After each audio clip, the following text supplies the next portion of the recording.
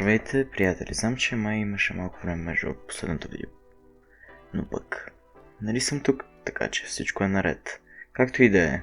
За днес, както вече прочетохте от тъмнела, ще опитам да обясня кръст техника на Кирара.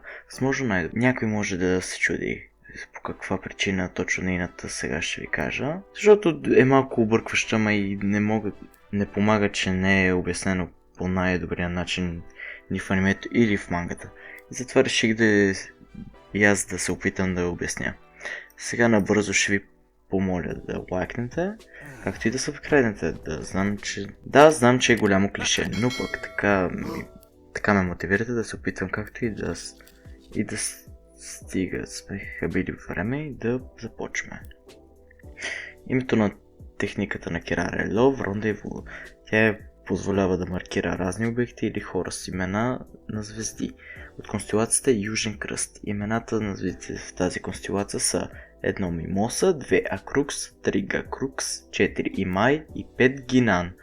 Тя може да има няколко обекти или хора маркирани със същата звезда. Друго, ако някой звезда номер 1 Мимоса се опита да се приближи до някой с Гакрукс, той ще бъде отблъснат. Причината за това е защото ти трябва да следиш реда на звездите ето пак. Например, ако си Мимоса, може да отидеш само към номер 2 Акрукс, а Акрук може само към Гакрукс. И така нататък. А пък ако се опиташ да нарушиш това правило, то тогава всички обекти с същата звезда като теб ще бъдат привлечени към теб, както като магнит. Още едно нещо. Тя няма нужда да пипне някой директно, за да постави маркировката. Както видяхме с кучето на Мегуми.